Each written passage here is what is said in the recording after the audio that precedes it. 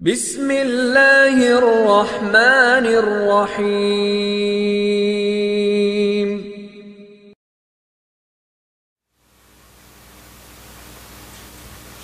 बिस्मिल्लाहिर्रहमानिर्रहीम।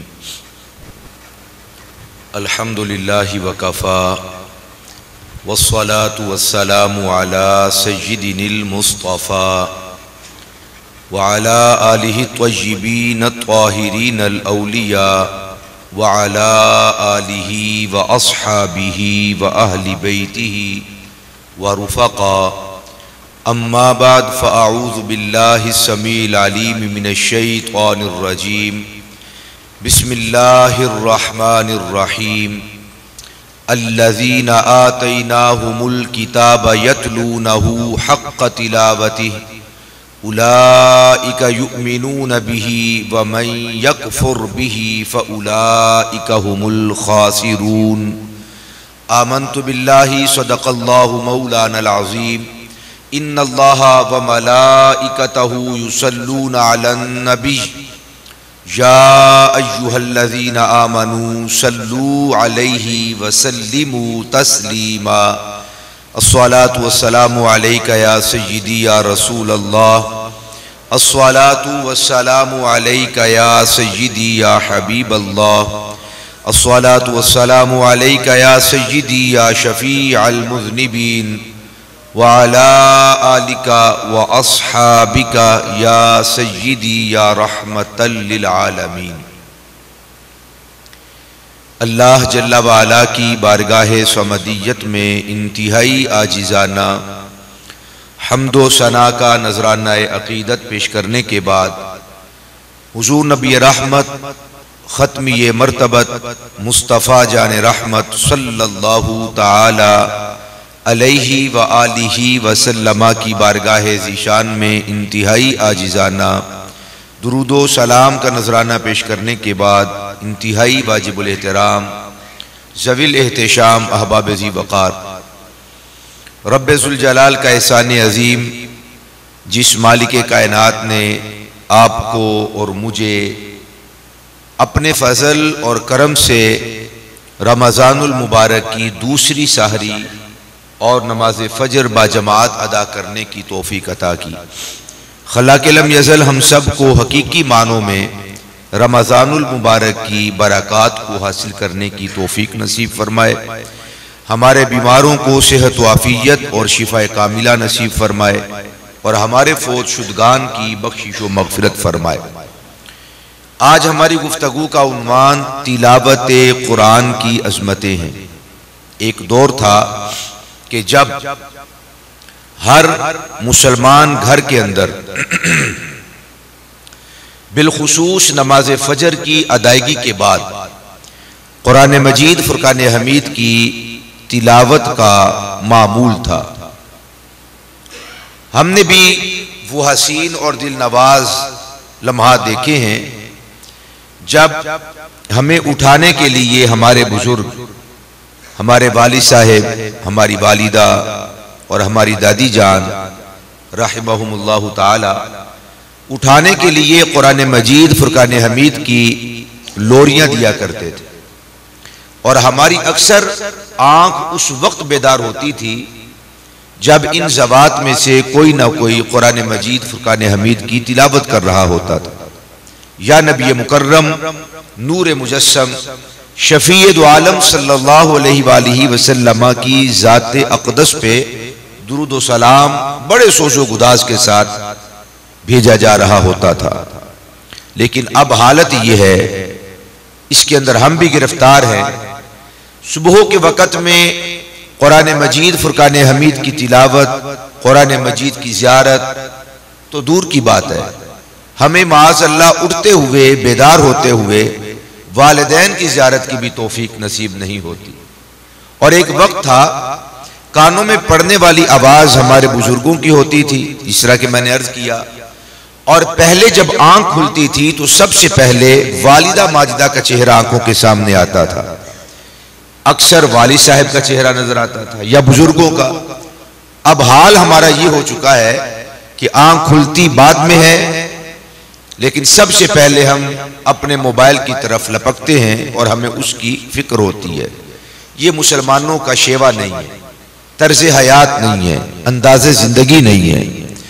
हमारी तरक्की, फलाह, फौज, कामयाबी और कामरानी इस बात की तरफ है कि हम कुरान मजीद, फुरकान हमीद से हमारी रूहों का जो सिलसिला मुनक़ते हो चुका है, कट चुका है और टूट चुका है, इसे दोबारा बहाल किया जाए। इसी के अंदर हमारी इज्जत है, इसी में हमारी आबरू है और हमारी नामूस की हिफाजत भी इसी अंदाज में हो सकती है कि अगर हम कुरान मजीद, फुरकान हमीद की तिलावत करें, मानी को समझें और मफाहीम में गौर व फिक्र करें और मुकम्मल तदब्बुर करें। इसीलिए रब्बे जुल जलाल इरशाद फरमाता है, अफला यतदब्बरूनल कुरआन अम अला कुलूबिन अक़फ़ालुहा। तुम कुरान मजीद में तदब्बुर क्यों नहीं करते, गौर व फिक्र क्यों नहीं करते, और तुम्हें इस बात का फिक्र क्यों नहीं कि तुम कुरान मजीद नहीं पढ़े हुए, या कुरान मजीद तो पढ़ना आता है लेकिन अभी तक किसी सही हाफिज साहब को या कारी साहब को एक मर्तबा भी नहीं सुनाया। यानी इसका हम सबको इसका डर होना चाहिए और जिम्मेदारी का एहसास होना चाहिए, और कुरान मजीद को एक मर्तबा नहीं बल्कि 12 मर्तबा, मुतअद्दिद मर्तबा, और यूं कह लें कि अपना मामूल बना लेना चाहिए कि हम हफ्ते में कम अज कम एक मर्तबा कारी साहब को कुरान मजीद, फुरकान हमीद मुकम्मल ना सही, सिपारा नामुमकिन है तो कम अज कम चंद आयत तय्यबात पढ़कर जरूर सुनाए ताकि वो हमारी इस्लाह करें अगर हम इस्लाह के काबिल हैं। और अगर बहुत ज्यादा इस्लाह की जरूरत हो तो फिर इसके अंदर शर्मिंदगी और इसके अंदर किसी किस्म का खौफ या मलाल नहीं होना चाहिए कि इस उम्र में कुरान मजीद को दुरुस्त करूं, बल्कि शुक्र करना चाहिए कि अल्लाह सुब्हानहू व तआला ने मुझे तौफीक दी और मैं कुरान मजीद, फुरकान हमीद को पढ़ रहा हूं, गौर कर रहा हूं और सुना रहा हूं और अपनी गलतियों की इस्लाह कर रहा हूं। हमारे नाना जान रहमतुल्लाह तआला अलैह जब बहुत बूढ़े हो गए तो वो फरमाया करते थे पास बैठने वालों को कि मुझे अखबार पढ़कर सुनाओ। मैंने भी कई मरतबा सुनाई। उर्दू की बहुत सारी गलतियां मेरे नाना जान रहिमहुल्लाह ने वो निकाली और दुरुस्त फरमाई। वो आगे पढ़ने नहीं देते थे जब तक कि पिछले वाली गलती को दुरुस्त नहीं कर लेते थे। अब आप इस बात से अंदाजा लगाएं कि अगर हम अपनी जबान में अपने इलाके या शहर या वतन की कोई कहानी पढ़कर सुना रहे हों तो जो उर्दू दान है, उर्दू को जानता है, वो भी हमें आगे बढ़ने नहीं देता, छोड़ता नहीं है जब तक कि अपनी गलती को दुरुस्त न कर लिया जाए और इस्लाह न कर ली जाए। आगे बढ़ा नहीं जाता, ना कोई बढ़ने देता है। मैं अगर आपके सामने कोई उर्दू का कलीमा गलत बोलूं तो आप भी कहेंगे कि मौलाना आपने ये उर्दू के कलीमा को अदा करते हुए मिस्टेक की थी। हमारे सामने जब तलामीजा बैठते हैं तो हम उनको आगे नहीं बढ़ने देते जब तक कि वो अपनी इस्लाह न कर लें, कबूल नहीं करते। आप इलेक्शन के अंदर या किसी भी सूरत में अवाम के सामने गुफ्तगू करते हैं, एक छोटा सा जुमला गलत अगर जबान से निकल जाता है पूरी कौम उसके ऊपर चढ़ दौड़ती है और वो हक समझते हैं कि फुला ने ये कलीमा गलत बोला है, हम इसकी इस्लाह चाहते हैं, इसको दुरुस्त किया जाए। फिर इस्तेज़ा भी उड़ाते हैं, मजाक भी करते हैं, तज़हीक भी उड़ाते हैं और न जाने क्या क्या करते हैं। उसकी बात को ठट्ठा बना लिया जाता है और अपना कीमती तरीन वक्त उसकी इस्लाह करने के अंदर हम गुजार देते हैं और इस्लाह भी नहीं करते, सिर्फ हम शर्मिंदा करते हैं। जबकि हकीकत यह है कि कुरान मजीद, फुरकान हमीद को रब्बुल आलमीन उस वक्त कबूल फरमाता है जब उसकी इस्लाह कर ली जाए। ये महज शैतान की थपकी है, उसका दलासा है कि आप जैसे भी पढ़ते चले जाएं, गौर ही ना करें, फिक्र ही ना करें, कभी शऊर में ये बात ही ना आए कि मैंने कुरान मजीद को सही अल्फाज के साथ अदा करना है, तो याद रखिए कि उसकी नमाज भी ना हो। नमाज के अंदर तिलावत फर्ज है, अगर उस फर्ज को अदा न किया गया और कोई ऐसी गलती पाई गई हो कि जिससे माना ही फासिद हो जाए, बिगड़ जाए, खराब हो जाए, तो नमाज दुरुस्त नहीं रह सकती।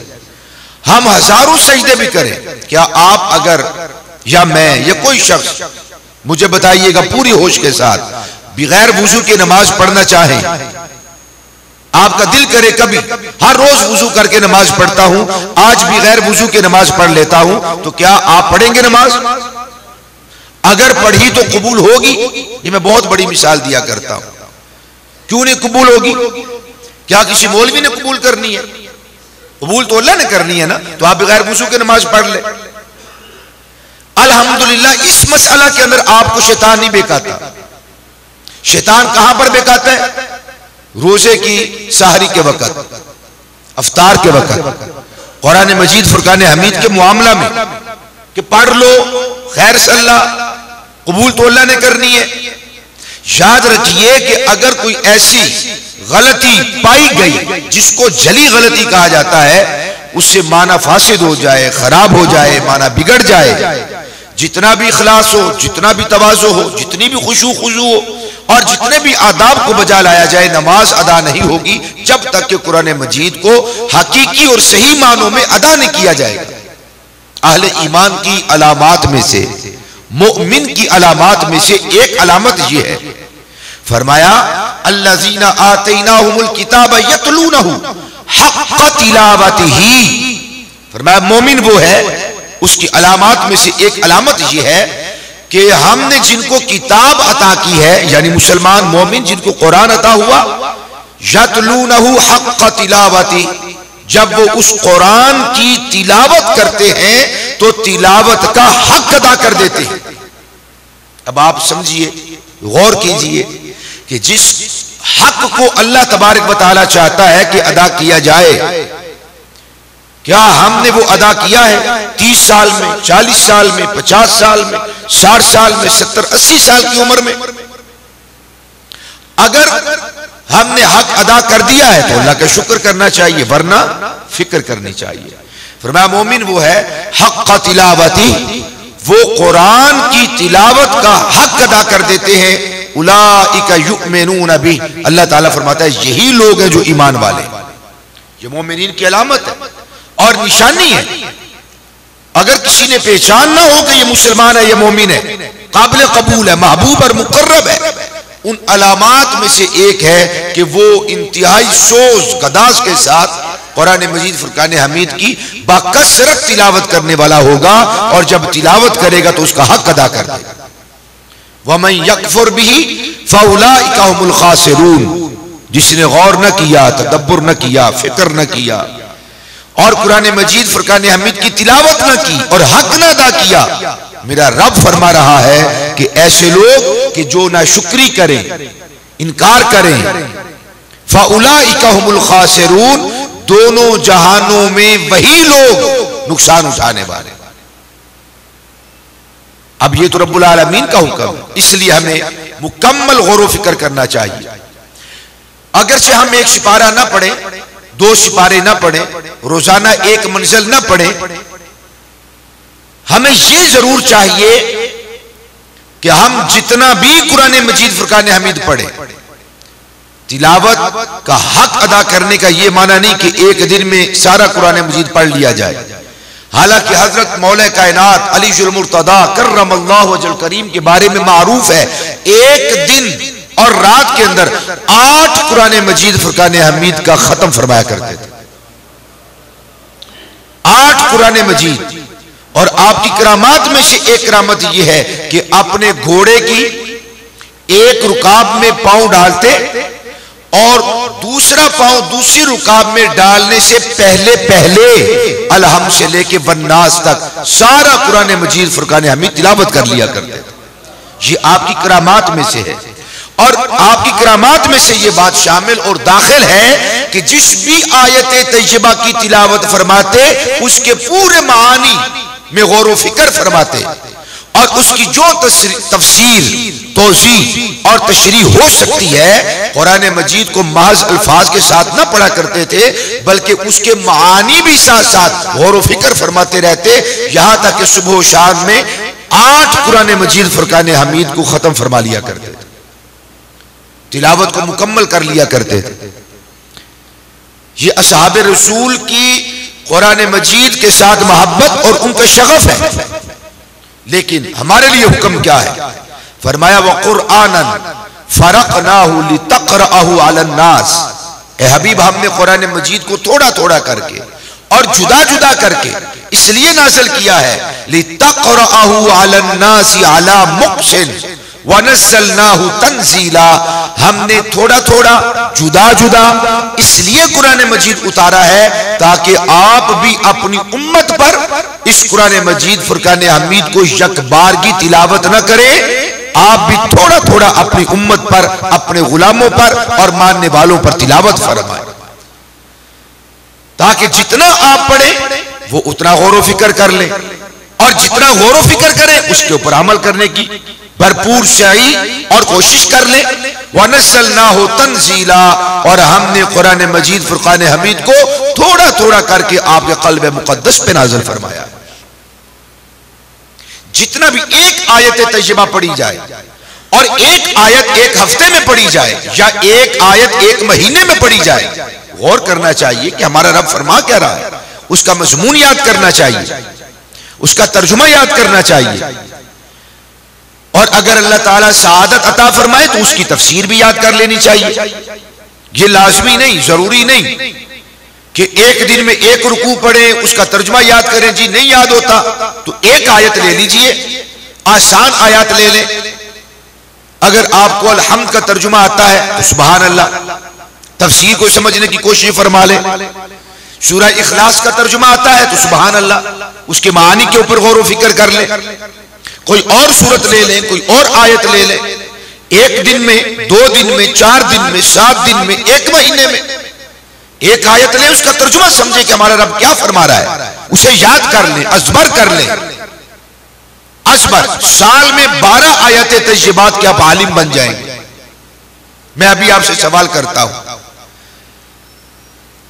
20 साल से छोटे कम बच्चे यहां पर बैठे हुए, क्या हमें इन 20 सालों में अगर गौर करते, हर साल 12 आयत तय्यबात बस, दूसरे साल 24, तीसरे साल 36, चौथे साल 48 आयत तय्यबात, 4 सालों में 50 आयत तय्यबात कि हम आलिम बन सकते थे, मानी को याद कर सकते थे और समझ सकते थे। क्या हमने 50 साल की उम्र में क्या 50 आयत तय्यबात के मानी समझ लिए? ये बहाना है कि मुझे तर्जुमा नहीं आता, टाइम नहीं है, याद नहीं होता, हाफजा नहीं है। आप ज्यादा ना कीजिए, एक माह में अगर एक आयत ज्यादा लगती है, एक साल में एक आयत ले लें, उसका तर्जुमा याद कर लें, अज़बर कर लें, मुस्ताज़र कर लें। जो हुआ सो हुआ, आइंदा साल ऐसा मत कीजिए।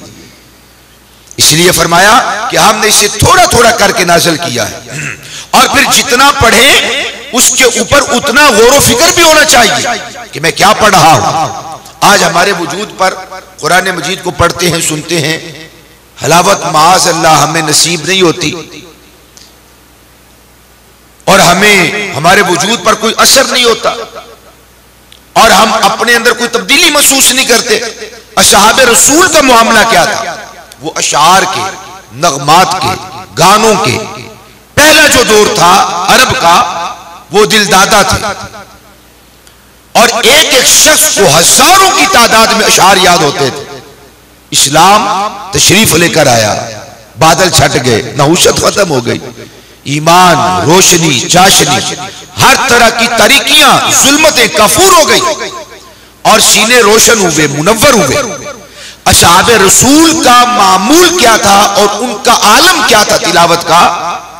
जब वो कुरान मजीद फुरकान हमीद की तिलावत कर रहे होते, जिस्म तलवारों से उन्हें दर्द महसूस ना होता, उन्हें तकलीफ महसूस ना होती। बाज़ असहाब के बारे में मिलता है कि उनके आज़ा में से कोई उज़्व, टांग, बाज़ के बाजू, बीमारी फैल गई। जर्राह ने कहा, तबीब ने कहा इसे काटा जाए तो शिफा मिलती है, जिसे आज हम कैंसर कह सकते हैं। उस वक्त के हिसाब से न जाने कौन सी बीमारी थी। तो असहाबे रसूल कहते कि मेरे जिस्म को उस वक्त, इस उज़्व को मेरे जिस्म से जुदा करना और अलहदा करना, जब मैं रब्बे जुल जलाल के दरबार में हालत नमाज क़याम में रब्बे जुल जलाल का कुरान मजीद तिलावत कर रहा हूं। जिस्म काट दिया जाता, अलहदा कर दिया जाता, नमाज खत्म होती तो वो पूछते कि क्या अभी तक जर्राह ने मेरा वो उज़्व काट के मेरे जिस्म से जुदा नहीं किया? तो अर्ज किया जाता कि हुजूर हमने तो आपके जिस्म को से उस उज़्व को अलहदा कर दिया और जुदा कर दिया और तबीब ने अपना काम मुकम्मल कर लिया। ये कैफियत थी, आज हमें मुयस्सर नहीं आती। मैं भी इसके अंदर शामिल हूं। हमारा गौर कम है, फिक्र कम है, हमें मानी नहीं आती, हमने सीखा नहीं है। इंसान जितना कुरान मजीद के अंदर गौताजन होता है उतना महजूज होता है। मौसीकी को रूह की ग़ज़ा कहा जाता है, ये गलत नहीं है, 100% दुरुस्त है। मौसीकी रूह की ग़ज़ा है, मगर किन की? जिनकी रूह नापाक है, पलीद है, नजस है, शैतान की पैरोकार है, उनको ग़ज़ा मिलती है, उनको ग़ज़ा मिलती है। हराम खाने वाले का क्या जिस्म नहीं फलता? क्या जिस्म बढ़ता नहीं है? क्या वो फलता फूलता नहीं है? यकीनन वो फले फूलेगा, यकीनन वो तवाना होगा, यकीनन वो ताकतवर होगा। तो जिनकी तबीयतों के अंदर नूरे ईमान है, जिनकी तबीयतों के अंदर रब्बे जुल जलाल का खौफ है, खशियत है, हुजूर की इताअत और फरमाबरदारी है, और करीम आका अलैहिस्सलातु वस्सलाम की दहलीज पर जाकर जिनकी अरवा सजदा रेज होती है, उनकी ग़ज़ा मौसीकी के अंदर नहीं है, उनकी ग़ज़ा रब के कुरान के अंदर है। ये वो लाहूती नगमात है, जब तक ये तिलावत किए जाते हैं पाक अरवा को ग़ज़ा मिलती है, वो परवान चढ़ती है। आप देखिए सैयदुना हजरत जाबिर बिन अब्दुल्ला रज़ी अल्लाह तआला अन्हु से रिवायत है, ग़ज़वा ज़ातुर रिक़ा, ज़ातुर रिक़ा, रिक़ा के माना होते चीथड़े, कपड़े की के टुकड़े, लीरे। ये वो ग़ज़वा था कि जब रूनमा हुआ तो एक ऊंट पर 6 सवार, एक बैठता तो 5 चलते, फिर वो उतर जाता, वो पैदल चलता, फिर दूसरा बैठ जाता, 5 चलते और एक बैठता। गुर्बत अफलास का ये आलम था। असहाबे रसूल कहते हैं, हज़रत अबू मूसा अशअरी रज़ी अल्लाह तआला अन्हु फरमाते हैं कि पैदल हमें इतना चलना पड़ा कि हमारे पांव सूज गए, फट गए, बल्कि पांव के नाखून हमारे पांव से जुदा हो गए। तकलीफ की बिना पर सवारी भी नहीं थी, पहनने के लिए जूते भी नहीं थे। फिर जिसको जहां से जो कपड़े का टुकड़ा मिला उसने अपने पांव पर बांधकर उसे जूता बना लिया, अपनी सवारी बना लिया। इसलिए चूंकि उन्होंने पांव पर लीरे, टाकियां और चीथड़े बांधे थे, इसलिए इस ग़ज़वा का नाम हुआ ग़ज़वा ज़ातुर रिक़ा। इस ग़ज़वा के अंदर एक मुसलमान ने एक औरत को मर्द समझकर, रजुल समझकर कत्ल कर दिया। औरत मुशरिका थी, उसके शोहर ने इंतकाम लेने के लिए कसम उठा ली और उसने कसम उठाकर कहा, अल्लाह अंतहिया हत्ता उहारी कदमन फी अस्हाब मुहम्मद, मैं उस वक्त तक चैन के साथ न बैठूंगा जब तक कि मैं अस्हाब मुहम्मद सल्लल्लाहु अलैहि वसल्लम व रज़ियल्लाहु ताला अन्हु का खून न बहा लूं। वो पीछा करते करते पहुंच गया। करीम आका अलैहिस्सलातु वस्सलाम ने एक जगह पे पड़ाव डाला, आपने अपने सवारियों से नीचे तशरीफ लेकर आए, रात गुजारने का फैसला किया और ऐलान फरमाया। हुजूर ने पूछा, आज कौन है जो काफिले वालों की हिफाजत करे, हरासत करे, यानी निगहबानी करे? 2 सहाबी खड़े हुए, एक मुहाजिर और एक अंसार। मुहाजिरीन में से सैयदना हजरत अम्मार बिन यासिर रज़ियल्लाहु ताला और अंसार में से हजरत इबाद बिन बिशर रज़ियल्लाहु ताला, दोनों ने कहा हम ड्यूटी देंगे। करीम आका अलैहिस्सलातु वस्सलाम ने फरमाया, जहां से ये वादी का आगाज होता है दरवाजे पे जाकर बैठ जाओ और निगहबानी करो। जब उस मकाम पर पहुंचे तो थकावट थी, पैदल का सफर था, फिर ग़ज़वा था। बतकाज़े बशरियत रब के हुक्म से मुहाजिर को नींद आ गई, यानी हजरत अम्मार बिन यासिर रज़ियल्लाहु ताला अन्हु आराम फरमा हुए और सो गए। इबाद बिन बिशर ने कहा कि हालात तो बिल्कुल साजगार है, कोई मसला भी नहीं, कोई मामला भी नहीं, वैसे भी मैं जाग रहा हूं, तो फारिग बैठा हूं, फारिग बैठे क्या करूंगा। वो उठे और उन्होंने नमाज अदा करना शुरू कर दी और तिलावत के अंदर सूरह कहफ की तिलावत करने लगे। उस मुशरिक ने देखा, ये सुनने अबी दाऊद के अंदर सियासिता के अंदर ये हदीस शरीफ मौजूद है, अफसाना तो नहीं। हमारे असलाफ का अंदाज क्या था तिलावत कुरान का, वो अर्ज कर रहा। उसने देखा कि हुजूर का एक गुलाम खड़ा है, वो पहचान गया। उसने पहला तीर मारा, वो आपके जिस्म में पैवस्त हो गया। तकलीफ की बिना पर हजरत इबाद बिन बिशर रज़ी अल्लाह ताला ने उस तीर को निकाला और निकालकर फेंक दिया। और वो इंसान हैरान हो गया, इतना करीब से तीर लगा है और ये फिर भी खड़ा है और रब की इबादत में मशगूल है। उसने दूसरा तीर मारा, फिर तीसरा, हत्ता कि आपने अपनी नमाज को मुकम्मल किया। मुकम्मल करने के बाद अम्मार बिन यासिर मुहाजिर सहाबी को उठाया, बेदार किया। वो उठे तो हालात देखा, खून में लथपथ थे और वो शख्स भाग गया। हजरत अम्मार बिन यासिर ने एक सवाल किया, ऐ मेरे भाई, जब आपको पहला तीर लगा था तो आपने उस वक्त मुझे बेदार क्यों नहीं किया?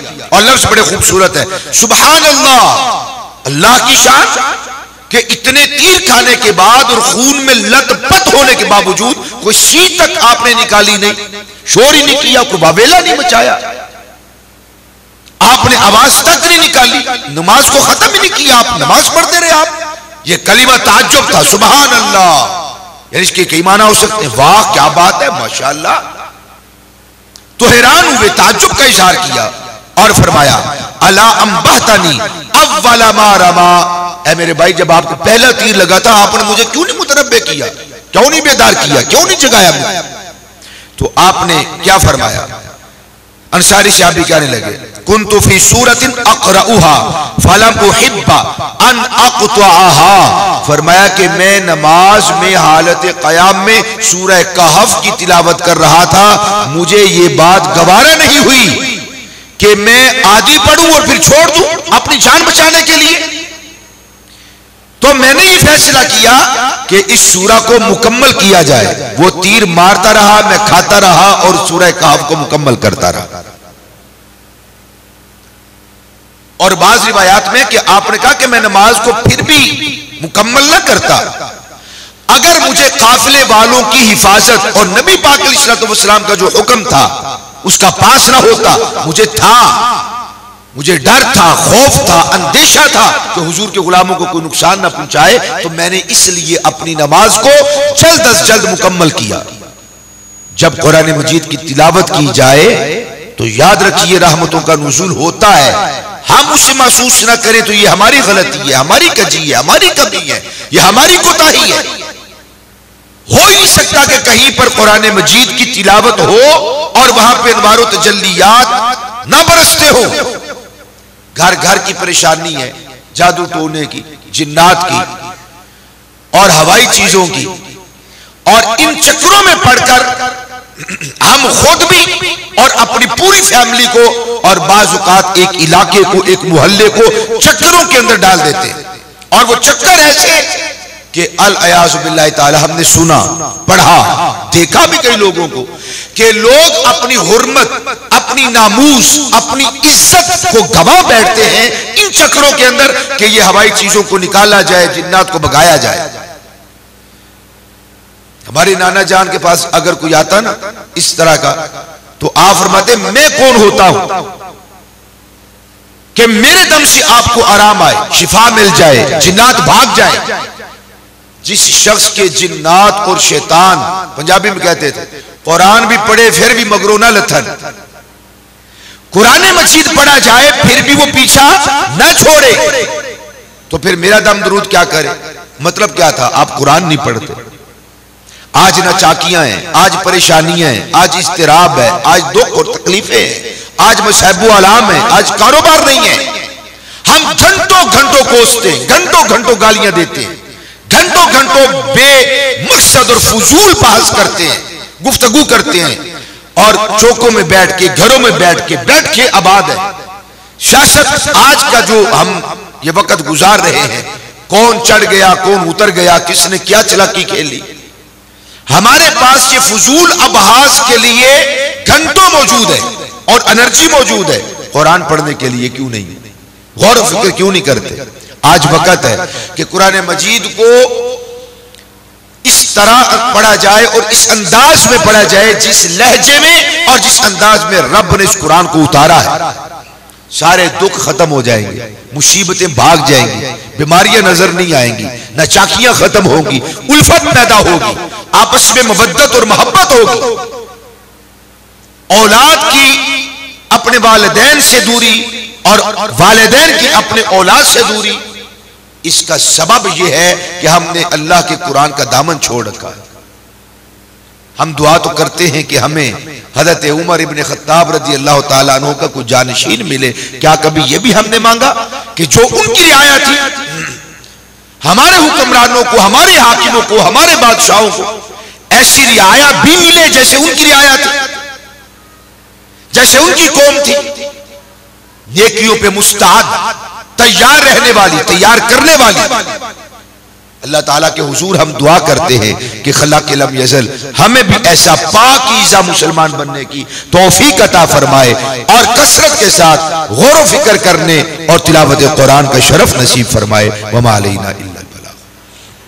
कुछ लोग दुआत को ज़ात पढ़ते हैं, जैसे मिसाल के तौर पे हम पढ़ते हैं वलद्दालीन, तो वलज़्ज़ालीन पढ़ते हैं, या किसी जगह पढ़ा जाता है, कोई पढ़ता है रज़ी अल्लाह अन्हो, कोई रदी अल्लाह था।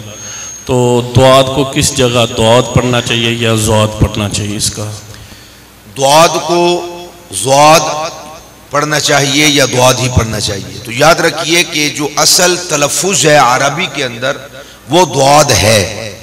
जिसने तिलावत कुरान मजीद करते हुए जानबूझकर मालूम होते हुए दुआत को ज़ात पढ़ा, सदरुल अफाजिल मौलाना सैयद नईमुद्दीन मुरादाबादी, हकीमुल उम्मत मुफ्ती अहमद यार खान साहब नईमी जैसे बड़े अकाबिर उलमा ने बिलखुसूस खज़ाइनुल इरफान में वलद्दालीन की बहस के अंदर नईमुद्दीन मुरादाबादी रहमहुल्लाह फरमाते हैं, जिसने जानबूझकर दुआत को ज़ात पढ़ा, तलफ़ुज़ को तब्दील कर दिया, लफ्ज़ ही चेंज हो गया, तो उसने कुफर किया। कुरान मजीद फुरकान हमीद को दुआत की जगह पे ज़ात पढ़ना यह हराम है, नाजायज है, इसके ऊपर तमाम उलमा का इत्तिफाक है।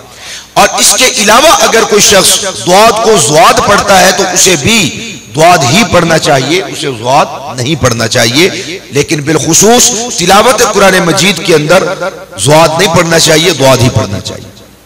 जिस तरह बेवुज़ू कुरान पाक को नहीं छू सकते, मोबाइल में अगर किसी ने डाउनलोड किया है उसका छूना, या बेगुसल बंदा कुरान पाक पढ़ सकता है या नहीं, या बेवुज़ू? बेवुज़ू कुरान मजीद फुरकान हमीद को पढ़ना, याद रखिए कि अगर तो बेवुज़ू है कुरान मजीद को पढ़ सकता है। अगर मुसहफ़ व जिल्द की सूरत में अल्फाज लिखे हुए हों तो उस सूरत में उसे छूना नाजायज और हराम है। अगर वही मोबाइल के अंदर मौजूद हो तो जायज तो है, बगैर वुजू के तिलावत करना मोबाइल के अंदर जायज तो है, मगर ये आदाब में से नहीं है और शायद उसका कमा को फैज भी ना मिल सके। तिलावत कर सकते हैं बगैर वुजू के।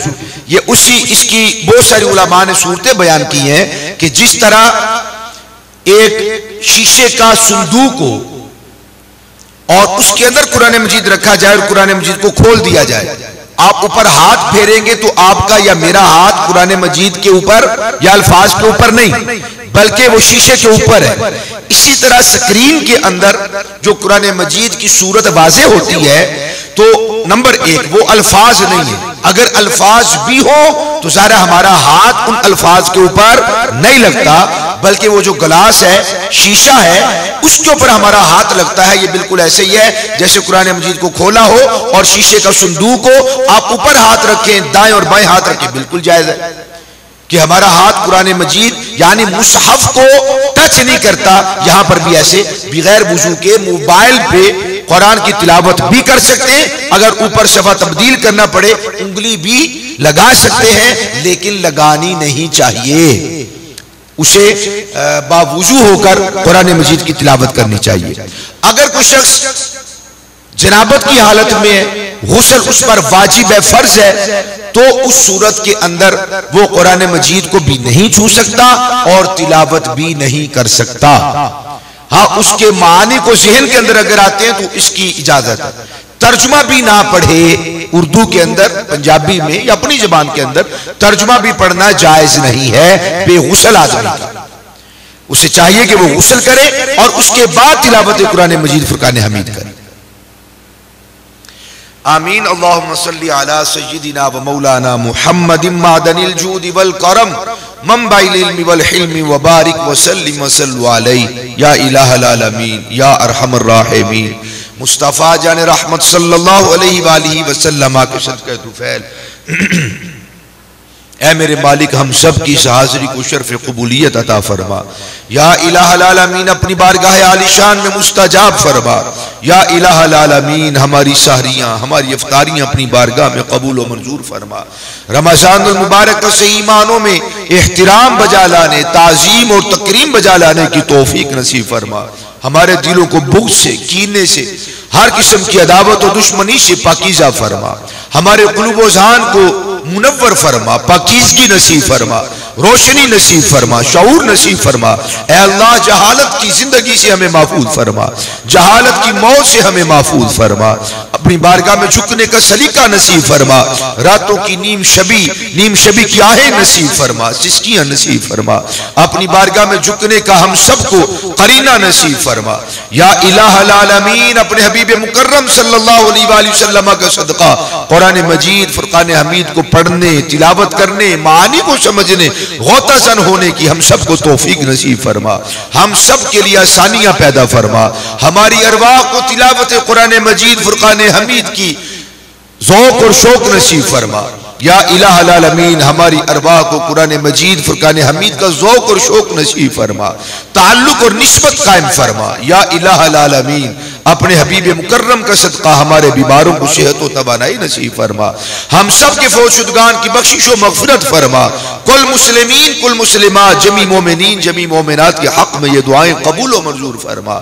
इस मस्जिद को आबाद फरमा, इसके फैज़ को दूर तक या इलाहल आलमीन पहुँचाने की हम सब को तौफीक और सआदत नसीब फरमा। ऐ अल्लाह हमारी मदद फरमा, हमारी नुसरत फरमा, हमारी आनत फरमा। ऐ अल्लाह हमारी अरवाह बेचैन है, हमारे वजूद हमारे क़ुलूब बेचैन है। अपने महबूब अलैहिस्सलातु वस्सलाम का सदका हमें तज़किया नसीब फरमा, हमें दिलों की तहारत नसीब फरमा, आंखों में शर्म व हया नसीब फरमा।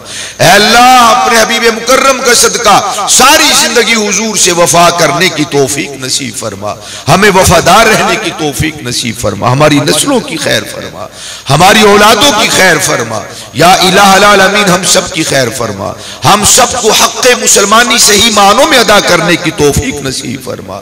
अल्लाहुम्मा नव्विर क़ुलूबना बिल क़ुरआनिल अज़ीम व ज़य्यिन अख़लाक़ना बिल क़ुरआनिल अज़ीम व अदख़िलनल जन्नत बिल क़ुरआनिल अज़ीम व नज्जिना मिनन नारि बिल क़ुरआनिल अज़ीम वजअलहु लना इमामन व नूरन व हुदन व रहमतल लिल आलमीन।